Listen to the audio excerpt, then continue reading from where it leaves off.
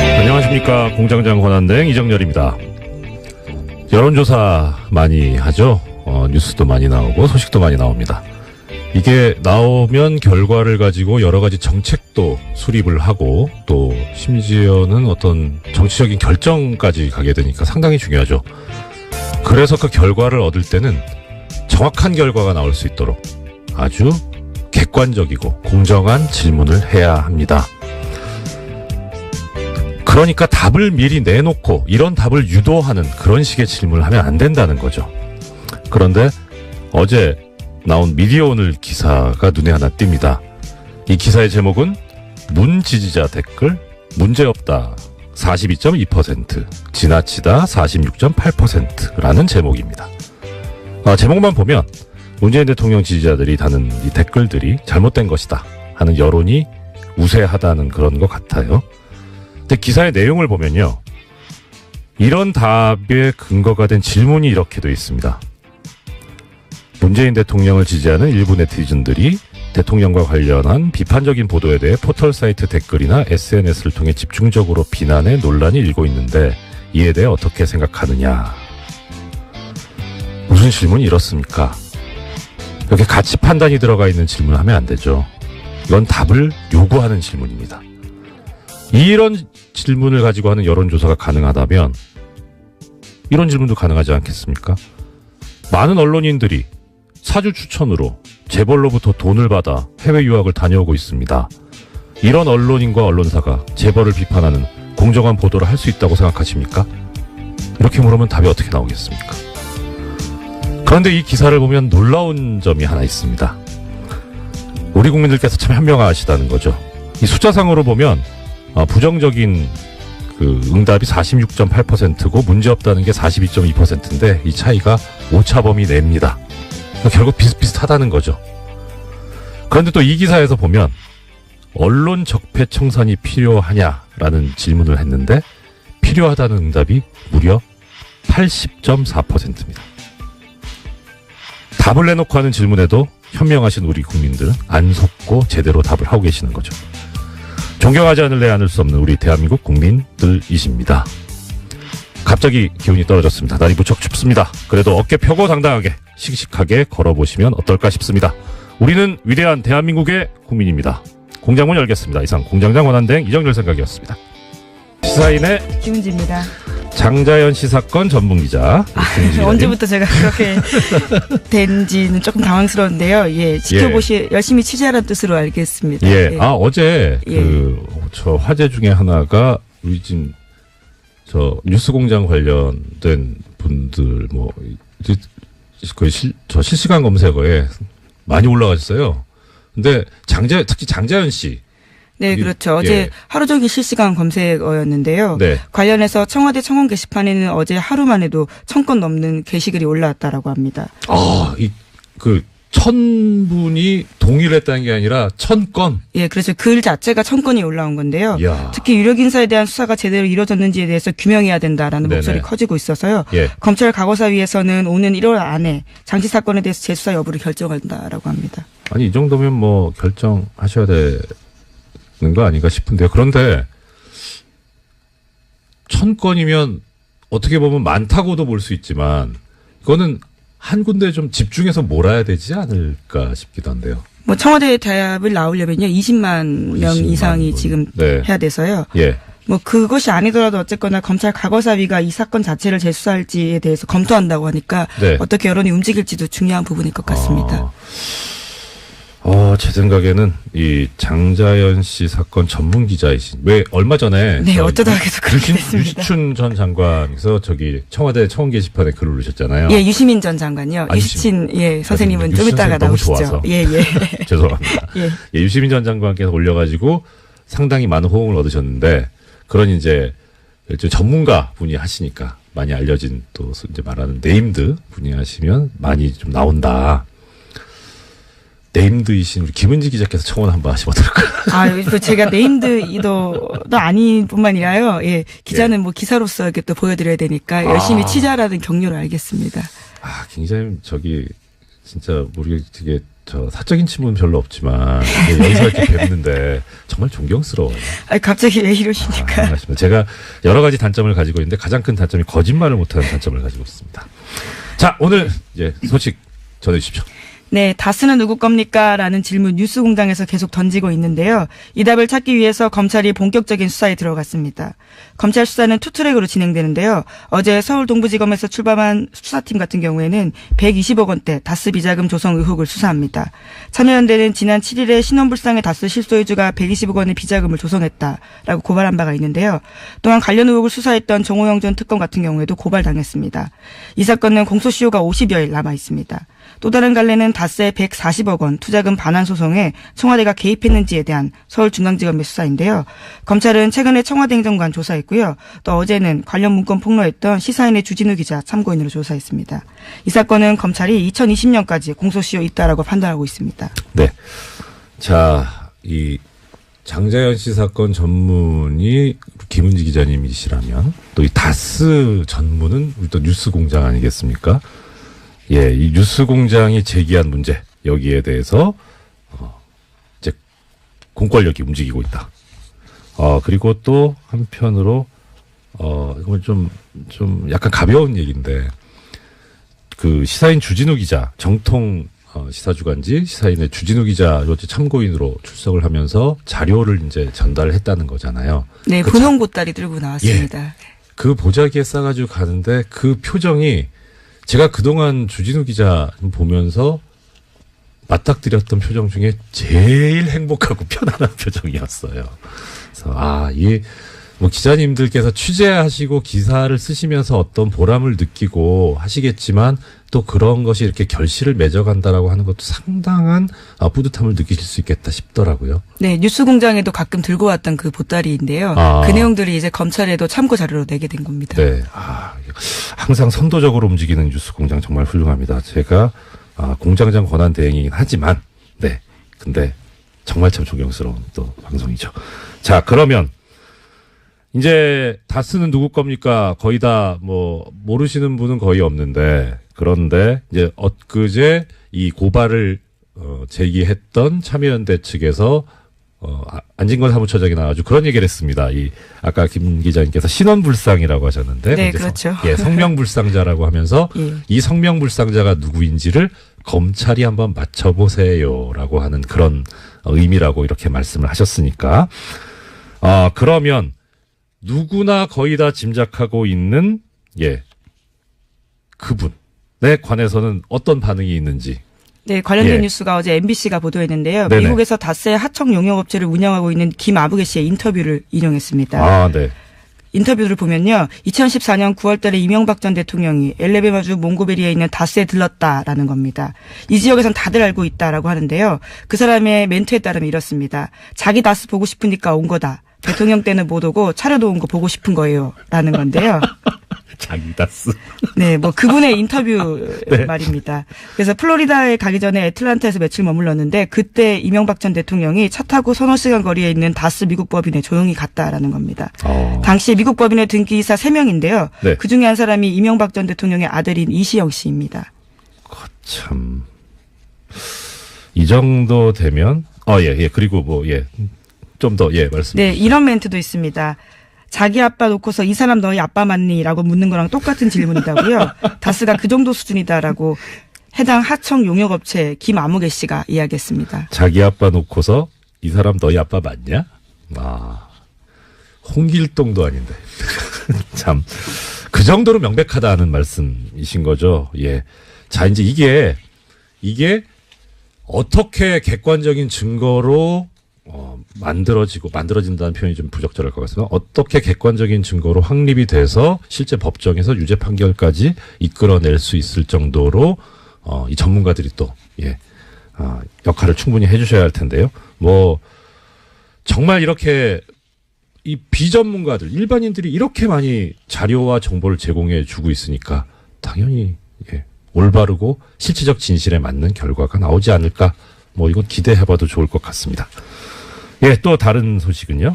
네, 이건희 삼성전자 회장의 차명 계좌가 또 발견됐다라는 MBC 보도가 있는데요. 사정당국 관계자의 발언을 인용했습니다. 네네. 최근 삼성 이건희 회장의 차명 계좌에서 2천억 원 규모의 비자금을 추가로 발견했다라는 건데요. 이 관계자에 따르면 추가 비자금은 은행의 예금 계좌가 아닌 주식 계좌 20여 개가 흩어져 있고 이 회장이 아니라 삼성의 전현직 임직원 명의였다라는 겁니다. 이 같은 경우에는요, 지난 5월 달에 유명 인테리어 업체에 대한 경찰의 압수수색 때문에 드러나게 된 건데, 네네. 이건 회장의 비자금 다시 한번 물망에 오르게 된 겁니다. 아니, 어떻게 하다가 다른 거 뒤지다가 이게 나오게 됩니까? 네, 계속해서 세금 탈루 문제가 있었는데요. 이와 관련해서 시공 이력과 고객 장부를 뒤지다 보니까 거기까지 가게 된 거다라고 합니다.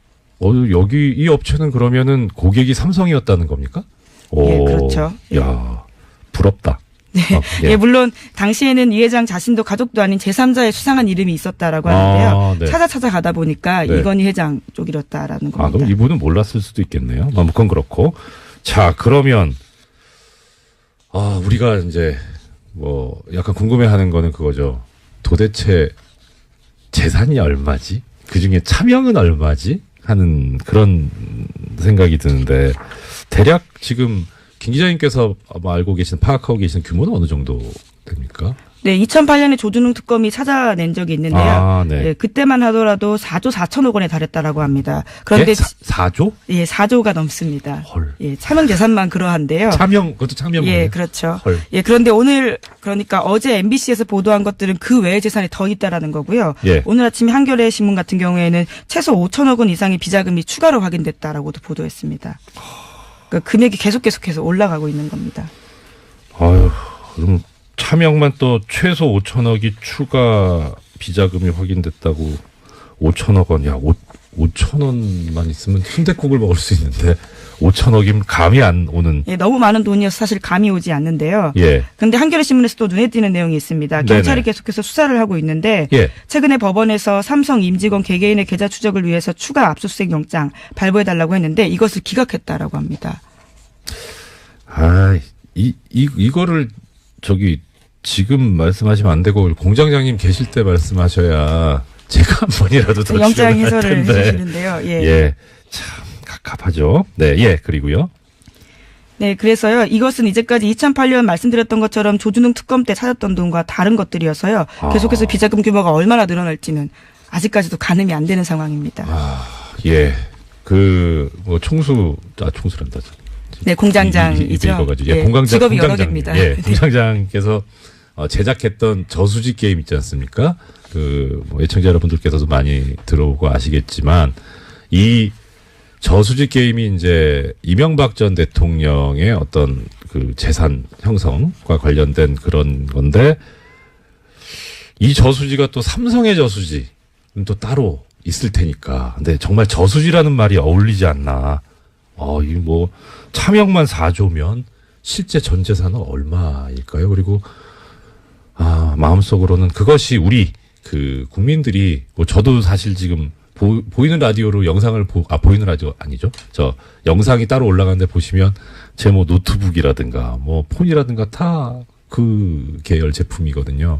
이렇게 사랑하는 애정하는 그런 기업인데 이게 적법하게 정당하게 재산이 형성되었을 거라고 믿습니다. 정말 그러길 바랍니다.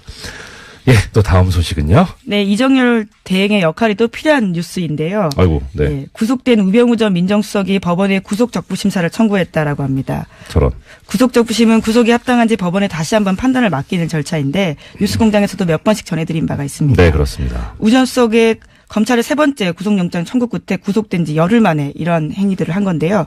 우 전 수석은 지난해 7월 달에 추명호 전 국정원 국익정보국장에게 자신의 비리 의혹을 감찰 중이던 이석수 전 특별감찰관 등에 대해서 불법 사찰하고 지시한 그 결과로 비선 보고받은 혐의로 구속된 바가 있습니다. 네.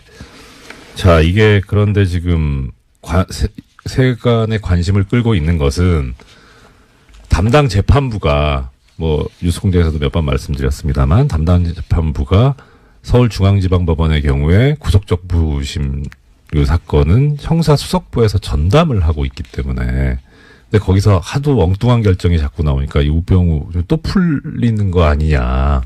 근데 보도에 의하면 이 담당 재판부가 바뀌었다. 라는 거죠. 네, 신강렬 부장판사가 우전수석과 대학 사법연수원 동기여서 사건 재배당을 요청했다라고 합니다. 이렇게 기사가 나오는데 이 기사는 반은 맞고 반은 틀립니다.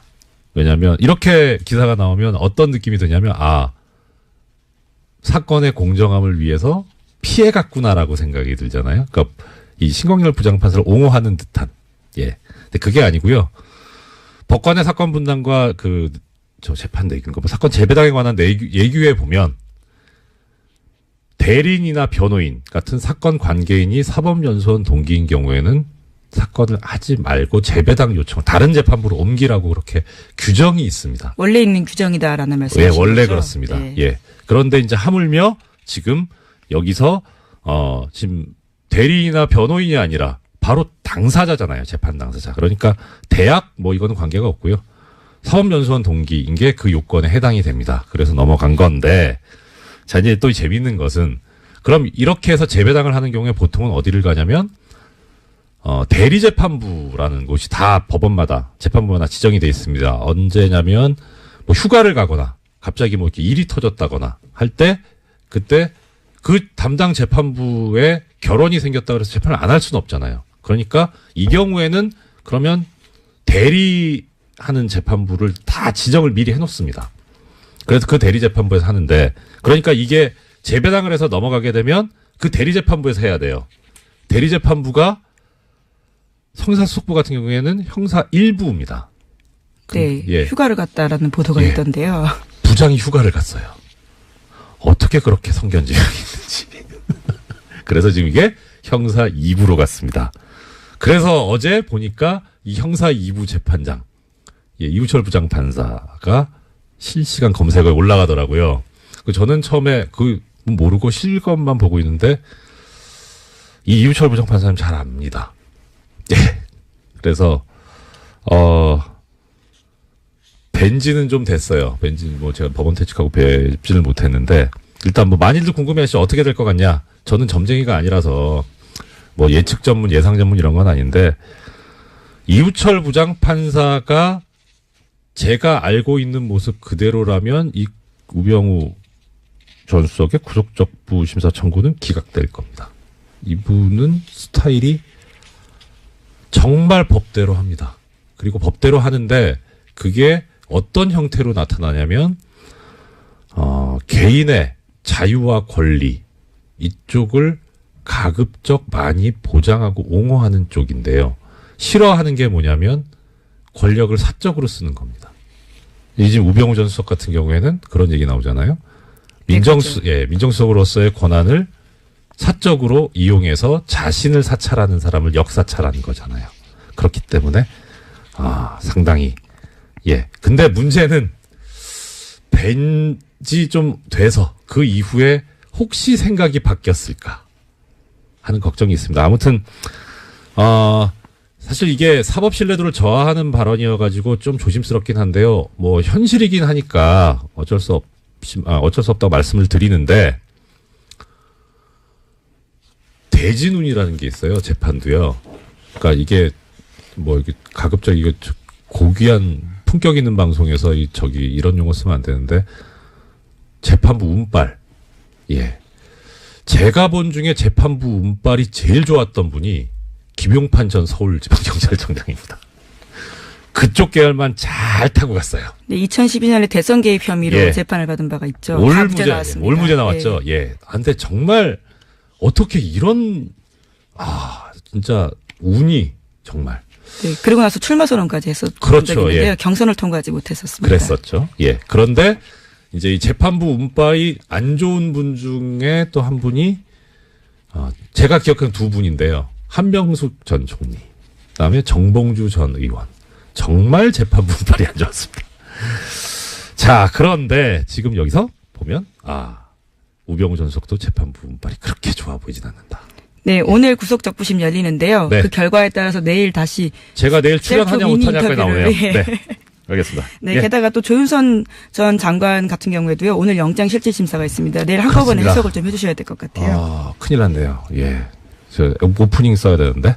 네, 공장장처럼 셀프 미니 인터뷰를 하시는 방법도 있습니다. 알겠습니다. 예, 다음 소식이요. 네, 검찰이 2013년에서 2014년 국방부의 국군 사이버사령부 정치관여 의혹 관련해서요, 수사가 축소 또는 은폐됐다라는 정황을 포착하고요, 본격 수사에 착수했다라는 경향신문 보도입니다. 검찰 안팎에서는 유모 전 국방부 정책실장이 당시 국방부의 부실 조사를 주도했다라고 보는 것으로 전해진다고 합니다. 참, 이 군 문제는 접근하기가 쉽지가 않은데 계속 이렇게 나오는데, 예. 어떻든 지금, 이 얘기는 김관진 전 국방부 장관이 새 혐의로 조사를 받을 수 있다. 이게 상당히 희망적인, 얘기 아닐까 싶네요. 예, 그 가능성이 커지고 있다라고요. 오늘 네. 아침 경향신문이 보도했습니다. 네. 자, 시간이 한 3분 남았는데, 우리 장자연 씨 사건 전문 기자이신 김은지 기자님 계시고, 그다음 다스 사건 전문 방송인 뉴스공장에 있는데, 저도 대행시켜 주시는 김에 제가 그거 냈잖아요. 삼성 언론장학생 전문이 얼떨결에 돼버렸는데, 그 말씀 오늘 드려야지, 안 그러면 애청자님들한테 혼날 것 같습니다. 약속을 해서요. 지금, 어제 제가 잠깐 말씀을 드렸었는데, 그저께 처음 말씀을 드리기 시작해서 약간 좀 기대 반, 포기 반 했었긴 했어요. 마음속으로는. 근데 그제가 이제 휴일이었으니까 어제 보도가 나오겠냐 싶었는데, 어제 뉴스공장이 상당히 뜨거운 반응이 돼 있었었는데, 기사가 하나도 안 나왔어요. 삼성 언론장학생. 애청자 여러분, 지금이 아니더라도 한번 삼성 언론 장학생이라고 한번 포털에서 검색해 보십시오. 그러면 기사가 하나도 없습니다. 그런데 블로그나 SNS는 너무나 뜨겁습니다. 이게 과연 제대로 된 보도냐 하는 그런 생각이 드는데요. 오늘 시간이 1분 남아서 하나만 말씀드릴게요. 재미있는 기사가 하나 있습니다. 아까 제가 미디어 오늘 그 여론조사 관련해서 말씀드렸었잖아요. 미디어 오늘이 지금 언론인들이 돈을 받고 이렇게 가는 그런 거에 대해서 한번 비판을 했던 기사를 실었던 적이 있습니다. 2005년에. 예, 2005년에 그 기사가 쭉 실리고, 재미있는 것은 그 마지막에 보면 96년부터 2005년까지 사이에 그 삼성 언론재단에서 해외 연수를 보낸 언론인 명단을 실어요. 이 기사 자체는 2005년 8월 24일 날 미디어 오늘에 실린, 제목은 삼성 언론재단 최대 연 5억 원 해외 연수 지원이라는 기사고, 근데 기사 자체는 그렇고, 맨 마지막에 보면 관련 기사로 삼성 언론재단 해외 연수 언론인 명단이 실려 있는데, 이 링크를 클릭하잖아요? 기사가 삭제돼 있습니다. 거참, 왜 그랬을까? 궁금합니다. 예, 지금까지 장자연 씨 사건 전문 기자, 시사인의 네, 김은지였습니다. 감사합니다. 네, 고맙습니다. 점이 하나 있습니다. 우리 국민들께서 참 현명하시다는 거죠.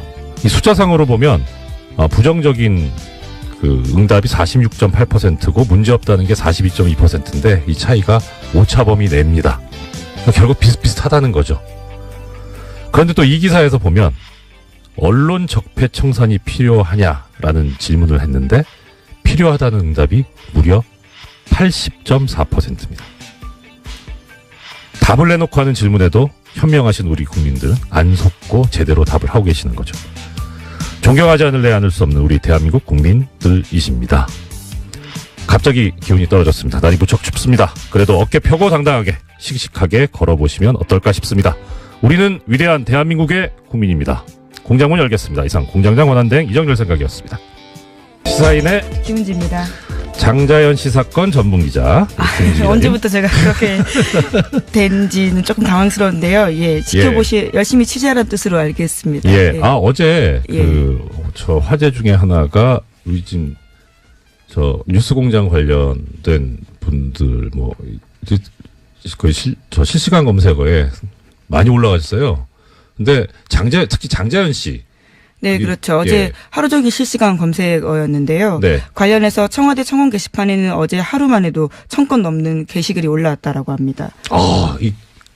1000분이 동의를 했다는 게 아니라 1000건. 예, 그래서 글 자체가 1000건이 올라온 건데요. 이야. 특히 유력 인사에 대한 수사가 제대로 이루어졌는지에 대해서 규명해야 된다라는 네네. 목소리 커지고 있어서요. 예. 검찰 과거사위에서는 오는 1월 안에 장치 사건에 대해서 재수사 여부를 결정한다라고 합니다. 아니 이 정도면 뭐 결정하셔야 되는 거 아닌가 싶은데요. 그런데